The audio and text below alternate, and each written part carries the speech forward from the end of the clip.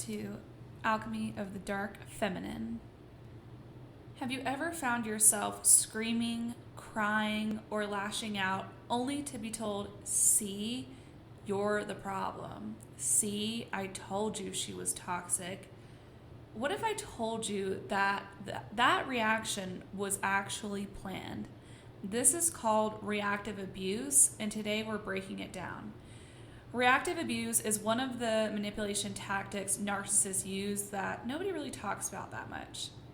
So today we're going to cover what reactive abuse is and why it happens, how narcissists weaponize your emotions against you, and how to stop the cycle and reclaim your power back. So, what is reactive abuse?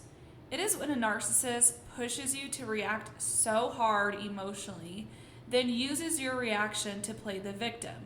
For example, they will provoke you, gaslight you, and devalue you for could be days, weeks, months. But the moment that you finally snap, they say, see, I told you she was crazy. I told you she was super sensitive and emotional. I told you. See, you're crazy, right? So why do they do this? They do this to shift the blame and to avoid accountability.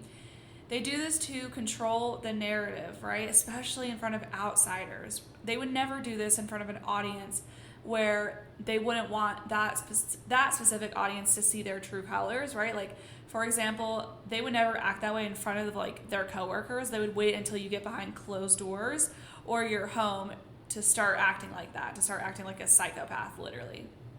Okay? And then the third reason why they do it is to make you doubt yourself and feel guilty, right? So when you start doubting yourself over and over and over, you start to betray your own intuition. You start not trusting yourself. And this starts making your reality a lot more difficult to navigate because not only are you not trusting your intuition, you just start losing touch with what's real. You've no idea what's real and what's not real anymore because you're totally relying on that external validation from the narcissist and from their bullshit manipulation tactics and games, okay?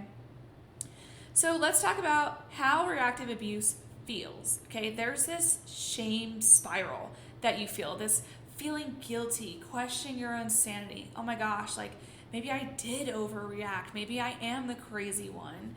You know, maybe my emotions are too sensitive, right? Like, and then you start having this fear that, oh my gosh, others are going to see me as the abuser.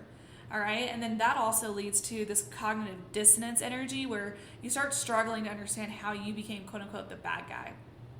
All right. I'm going to give you guys an example. I just went through this old energy at my restaurant job just a couple of days ago. And the only reason why this played out was because my subconscious was trying to show me that this cycle was still playing in the background somewhere in my energy unconsciously. And so it just came out through my coworkers, which is totally fine, but also, you know, duly noted. I know like where to keep my energy and who not to give access to anymore and, you know, all the things. But anyways, this is so like, bear with me.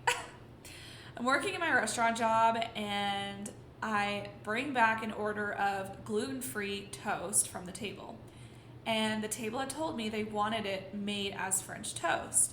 So we have an expo dude and that's like the mediator between our kitchen on the weekends. And for whatever reason, he didn't hear me say, can you please make this as French toast? Right? Like using the gluten-free toast, like to make that gluten-free French toast. He totally misunderstood me for whatever reason, misheard me, I don't know. Told the kitchen that I needed normal French toast, and then when I came back, he gave me normal French toast, and I was like, no, I asked for gluten-free French toast, but it's fine. And then I was met with reactive abuse from both him and one of my other coworkers who literally screamed at me in front of the entire restaurant. Okay, so not only was that humiliating and embarrassing and very dysfunctional, but also shed light of, okay, I have some reactive abusing coworkers. Okay, I work with narcissists. This is crazy. These narcissistic individuals are showing me that I still have this reactive abuse cycle still playing in the background, okay? And so when I responded with a normal, healthy emotional response of, no, I'm not crazy. I know exactly what I asked for. That is not what I asked for. You misheard me, blah, blah, blah, right? And so all that was left to do was for them to roll their eyes and say, oh my gosh, isn't she so stupid? Whatever their commentary was. Okay. So let's talk about how to break this cycle. Step 1 is to recognize the setup. The entire goal is to trigger you emotionally, okay?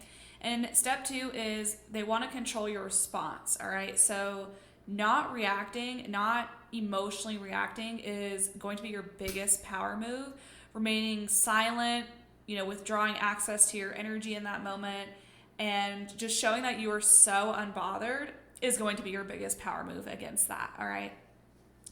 And then step 3 is go no contact or set boundaries. So, refuse to be their emotional puppet, right? So if this is a family member or a friend or someone who's easy to walk away from and go no contact with, absolutely, I recommend that.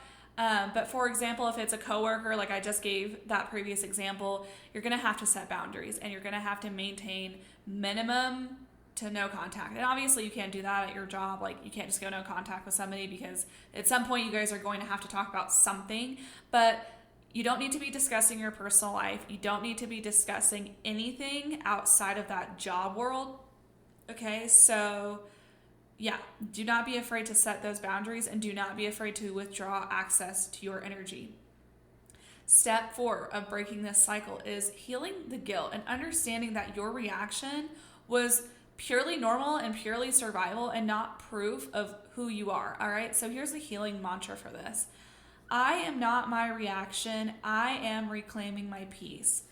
And one of my energy healing techniques that I highly recommend is before saying that mantra, you can set the intention to rewire your brain, your nervous system, your subconscious, your energy, just whatever feels intuitively good for you. And then repeating that mantra to rewire that energy. So the next time you may notice that some narcissist attacking somebody, being a reactive abuser, but because you already rewired that newer and truer energy inside of you, you're not going to experience that personally in your external reality anymore. So then you can easily catch it and be like, whoa, that person's toxic as fuck. Anyways, so yeah, if you've ever been made to feel like you are the problem, just know that I see you, I hear you, I'm validating you, and I promise you, you are not crazy. You are far from it. You are totally normal and you are just simply healing, okay?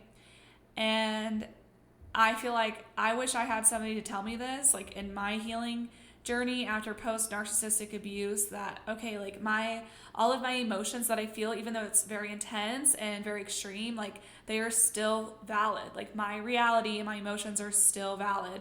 It doesn't matter if people disagree with that. Like I don't give a fuck if they disagree with that. That's a them problem. And I'm going to allow myself, I give myself permission to feel the emotions that I feel are valid in my own reality. Okay, so if you're in the same boat, give yourself that same permission and allow yourself to feel whatever comes up for you in those crazy, chaotic moments, okay? So guys, if this resonated with you, please leave a review. It helps this podcast reach more survivors. And also follow my show for more deep dives into healing and breaking toxic cycles, okay?